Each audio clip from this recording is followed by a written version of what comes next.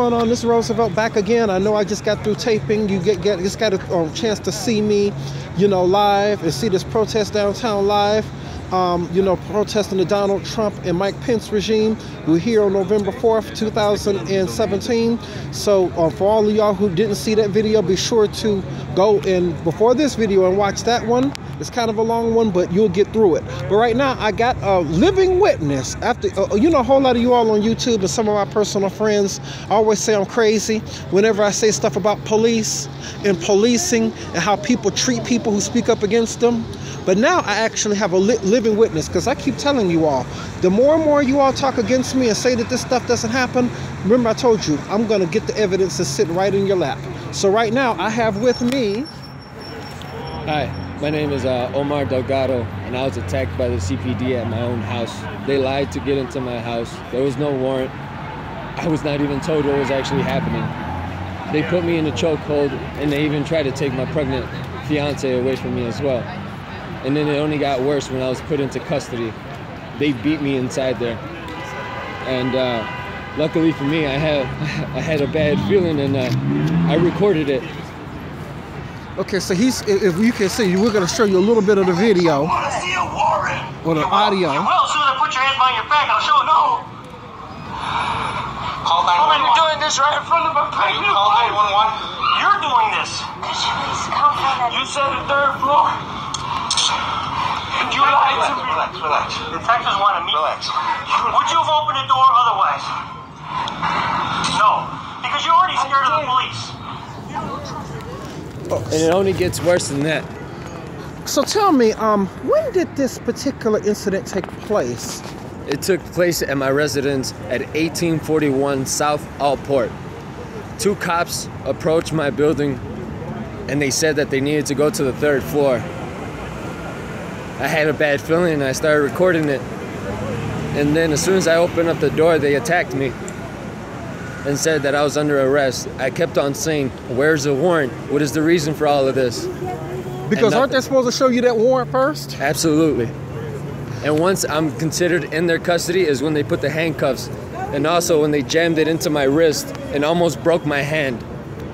And it got worse when they wanted to take me out. And I quote from Sergeant Miller, "Stomp him. Maybe he'll wake up." And this is the Chicago police. Did this happen like this year or some other time, or last year or whenever? It happened almost 2.5 weeks ago, and I've been trying to spread the word as much as I can, because I am a known activist. I fought against racism, and I fought against wage rights against Furious Spoon, and I won both times. This is the third time, and the third time, it's against these fucking pigs. Let y'all see them. Let y'all see them. This is the king and queen right here, Trump and Pence. This is chess, not checkers. These are the pawns. Because I have proof that you abused me. And I quote, "You wouldn't have opened up the door otherwise." Know my name. Because you probably already do. Omar E. Delgado. Look it up. Detective Miller, I see you smiling. This isn't happening. Because even though you might be not a bad cop, you're involved with them. Have some pride. Wink at me again, because you're on live.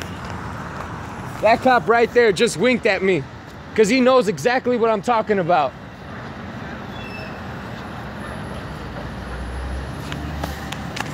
I am not afraid to speak my voice. So what do you want people to know about like what you went through, and what are you trying to do now about your situation as to like what happened to you, as to how come, and did you ever get like a court date or something, or once you got in jail? And when they got... They're trying to pin a robbery case that happened on July 5th, right across the street from me. How coincidental that I live right across the street. Why would I commit a crime with absolutely no history at anything? But what do you think this was about then? About? Yeah, what do you think that they, like, you know, did all of this stuff for? I fought against racism, against my own race, because it was towards a white man, because I knew it wasn't fair. Already showing a threat right there. Because I believe in people, and I'm not blinded by my own race. I fought against Rage Rights, against Furious Spoon, and I won that. I have the settlement paper. I even have a picture with one of the main investors because they know they did wrong and they couldn't move. And now, how coincidental that my father was deported in June. Where's your father from? Mexico. Okay. And he was in his progress to getting his papers. Okay. And basically, I know that's all because of Donald Trump, Mike Pence, and some of these policies that they do have against immigrants. So what is your feeling today about being out here? How does it feel to be out here after your experience in, you know, the stuff that you have gone through, even personally, with Chicago police?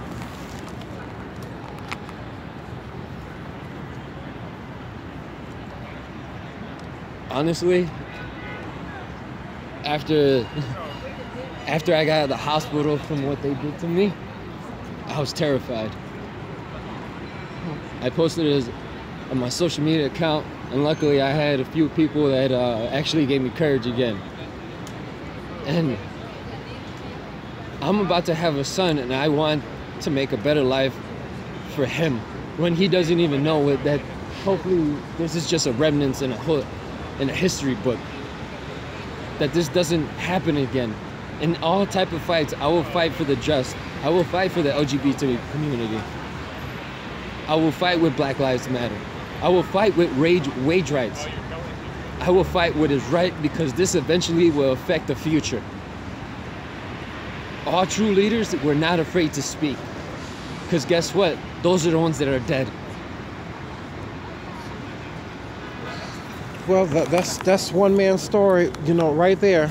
Like I said, it's a living witness I have with me, who was just like myself when my home was unjustly raided in July 22nd of 2005 by the same kind of police department that terrorized Omar. On today, I have a living witness, so you all can never say out there that this stuff doesn't happen and we have not gotten over racism in 2017.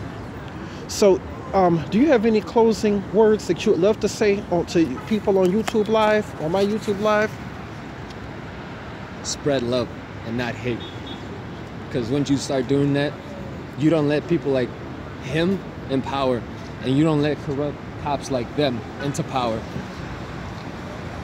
This is chess, not checkers. King and queen, they're pawns. Spread love, not hate. Thank you, man, so much. I appreciate you.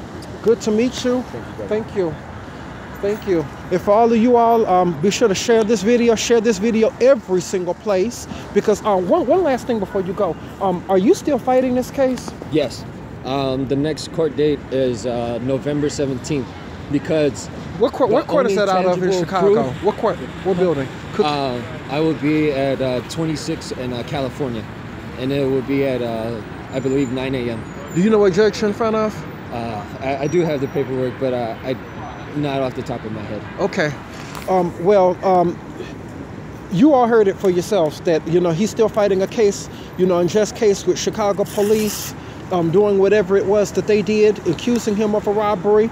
And you know what his next court date is. So please take this video and share it. Share it everywhere. Share it all over Facebook. Share it all over YouTube. Share it all over Twitter. Share it all over Instagram, wherever you can get it. And we're going to say justice for Omar Delgado. And hopefully y'all y'all watch this video, try to see who watched me. But hopefully y'all can catch this on the replay. So I'm going to end this for right now. So hopefully I'll talk to all of y'all later. Peace.